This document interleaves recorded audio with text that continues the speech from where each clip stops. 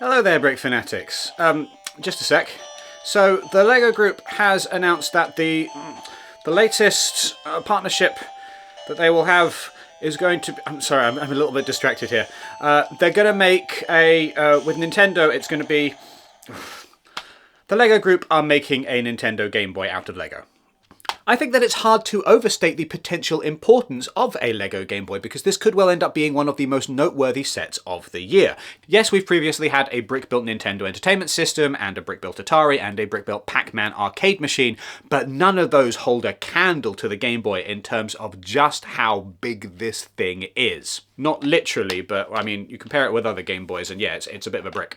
Rather than lump a LEGO Game Boy in alongside the Nintendo Entertainment System, I would be more inclined to put this in the same camp as, say, the LEGO Polaroid camera or the LEGO Adidas shoe, as things which have complete widespread mainstream appeal, rather than being a specific video game related thing. To that end, I see a LEGO Game Boy as being one of those wonderful gateway drugs for a lot of people who would not otherwise necessarily pick up LEGO sets, but who then discover LEGO through its accessibility when they see something that they recognise from their childhood recreated in LEGO form. What's more, the fact that this is a smaller device than the Nintendo Entertainment System or the Atari or the Pac-Man arcade machine means that it's going to be a lot more accessible from a price point, unless the LEGO Group goes nuts. But rumours suggest that the price may be around $69.99 in the US, which would be a perfectly reasonable price, I would imagine, for a LEGO set of around this size. I mean, you can quibble over the specifics there, but in terms of breaking the bank, it's hardly the Legend of Zelda LEGO set, if you catch my drift. But okay, what makes the Nintendo Game Boy, of all things, so perfect for LEGO adaptation in a way that some other consoles might not be? Well, this thing had such a lifespan. This thing debuted in the year 1989 and games were still releasing for it into the 2000s, so well over a decade of use for this humble yellow brick. It's supposed to be a grey brick, it's supposed to be that colour all over, but time has not been kind to this particular unit. If you've seen a few of our videos in the past, you will probably know what is coming now. It is time for a history lesson. Yay! Right, so Nintendo started all the way back in the 1800s as a manufacturer of playing cards in the Kyoto region of Japan. The company is one of those old school Japanese businesses which are run basically like an empire, with control of the company moving down the male lineage, and there being a fair amount of politics in which member of the family then inherited the company next. Long story short, it ends up with Hiroshi Yamauchi, who is, I think, like 3 or 4 generations of running this company in at this point, and he wants to do things very differently because he has his eye on a much bigger prize than just manufacturing playing cards. Yamauchi floats Nintendo on the public stock market for the first time, gets rid of a lot of the leadership from within the family so that he has sole control over the empire, and then tries a bunch of different business ventures to expand beyond playing cards. He tries taxis, he tries love hotels, he tries instant noodles, and he doesn't really have much success with any of these things. One day, though, Yamauchi visits the factories that are producing all of his Hanafuda playing cards, and there he meets a fella by the name of Gunpei Yokoi, who is going to be the most important person in the changing of Nintendo from a playing card company to a video game company, bar none. Yokoi is an engineer, and he is employed to maintain all of the printing presses that are producing the playing cards. And there's not an awful lot of work for him to do there, because things run fairly smoothly, so he's got a fair amount of downtime. And in his downtime, he's been playing with some of the equipment in the factories, with the lathes and whatnot, and has made himself like a wooden toy that can grab a ball from a distance. It's very simple, but it's something that is just helping him to pass the time. And Yamauchi sees it, and Yokoi thinks, oh no, I'm in trouble, because he spotted that I've been wasting time building these silly toys on the side. And instead Yamauchi says, that's brilliant. We are basically a company that makes playthings. That's a plaything. Find some way of selling that. So Yokoi's stretchy arm ball thing is turned into an actual commercial product and is sold, and kids go nuts for it, and suddenly Nintendo finds a completely new avenue of business, manufacturing toys alongside playing cards, which makes so much more sense than instant noodles. Yokoi is very quickly promoted, and no longer is he a bored engineer sitting around waiting for things to happen in the factory. Now it is his job to come up with new product ideas, and he is really good at this. He's really good specifically at looking at technology that is being used for another purpose and thinking, what else could we get out of that? For example, Yokoi takes a light sensor and puts it at the end of the barrel of a gun, and now has invented electronic shooting galleries, where you can go pew, pew, pew, and it registers whether or not you're hitting the target based on whether or not it can see the light at the end of the shooting gallery. And this is one of the things that begin to define arcades in Japan during the 70s. He also realizes that the human body can conduct a current, and so if two people hold hands and touch two pads, then it will pass a current through them and he can get a light bulb to light up. And so he invents the love tester. Yokoi said that the logic behind this actually was he wanted to figure out a good way of convincing girls to hold his hand, which I think is fabulous, just so adorable. Anyway, one day he's on a train and he sees a businessman who's just playing with a pocket calculator. You know, it's a very simple LCD screen, and I don't know what the businessman is doing with it, but you can probably guess he's like typing rude words into it and just chortling to himself, that kind of thing. And Yokoi looks at that and he's like, what if we took that LCD technology, the kind of technology that's in like a watch face, like a digital watch, or that's in a pocket calculator, and we used that to make a game? And that leads to the creation of the Game & Watch, which very literally is a watch with a game built into it. These things, made from very simple, very cheap technology, sell phenomenally well, and soon there is a little cottage industry within Nintendo just producing a variety of different Game & Watch titles. Now, at the same time, Nintendo has been exploring arcades further, and they have built games like Donkey Kong, and then they have expanded into the home console market with the Famicom, which in the West is called the Nintendo Entertainment System. They've established some of their big brands, like Donkey Kong, like Mario, like The Legend of Zelda. So they are doing very well with all kinds of computer games, just beyond the things that they're doing with the Game & Watch.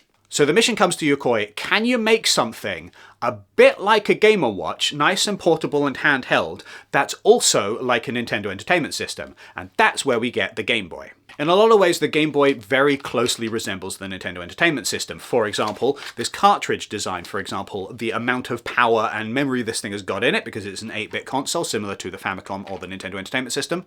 The fact then that the Game Boy runs about the same kind of hardware as the Famicom means that at that point it's already getting to be a little bit dated, and it is particularly dated when it comes to the screen, because following on from the Game & Watch, Yokoi has decided to use a very basic screen using technology that is already fairly cheap, and therefore the screen quality for this thing is, well, a little bit naff. That green screen, though, bad as it may be, is one of the reasons why the Game Boy did as well as it did, because this thing was cheap, it was affordable, and a lot of other handhelds produced by other gaming companies in the decade that follows struggled specifically because they were a lot more expensive, even though they had much nicer colour screens with backlights to them. They also churned through batteries. If you've ever had a Game Gear, they last like 5 minutes on like 6 AA batteries, I think. It is very difficult to keep one of those things charged. Whereas this thing takes 4 AA batteries and has a battery life that will last you about a week of regular gaming. So Nintendo shows off the Game Boy to one of their business partners who is already very well established as one of the biggest names in gaming at the time, Henk Rogers. Henk says, I've got a really good idea for a game that you should bundle this thing with, because I know that your plan is to bundle it with Mario, and fair enough, if you bundle it with Mario, you will sell this thing to kids. But if you bundle it with Tetris, you will sell it to everyone. So that's what they do. They bundle the Game Boy with Tetris, they sell this thing to absolutely everyone, and it becomes a huge cultural phenomenon in the way that it probably wouldn't have done if they just bundled it with Mario. Now, one of the things that this can do, and it is very, very important, is you can run a cable from one Game Boy to another one and play some games in multiplayer. And Tetris is one of the games that features that function. And there was a guy by the name of Satoshi Tajiri in Japan who saw 2 kids playing Tetris together on their Game Boys.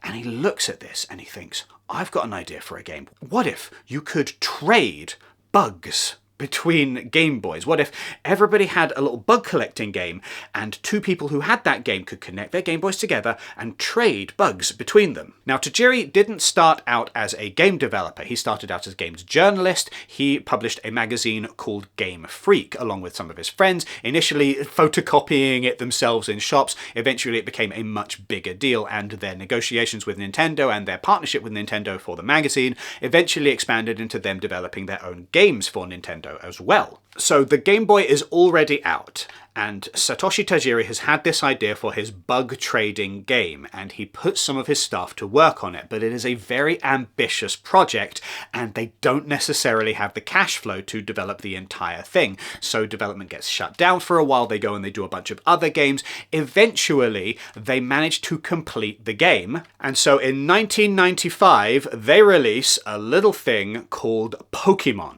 in Japan. And by this point, the Game Boy has already been on store shelves for well over half a decade. It is losing its momentum. People don't really care about this thing quite as much as they did like 5 years ago.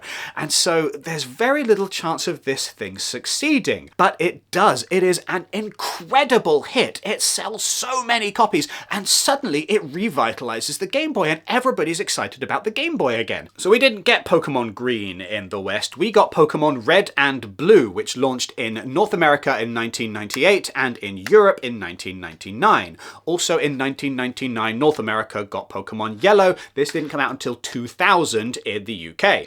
Then finally we get Pokémon Gold and Silver, which yes, can be played in colour on a Game Boy Color, but they are also designed to be playable on the original Game Boy brick here. These things released in North America in the year 2000 and didn't release in the Europe region until 2001, a full 12 years after the release of the original Game Boy. And that's, I think, the biggest final release for the Game Boy. Like, there may have been other games that come afterwards, but these two were the last big thing that would still run on this hardware. That is why the Game Boy is such an iconic device. It got caught up in so many big gaming trends that hit the cultural mainstream. It was bookended very well by Tetris, which was a phenomenal hit, and by Pokémon, which was a phenomenal hit. So this thing covers such a wide spectrum of gaming from the late 80s to the early 2000s.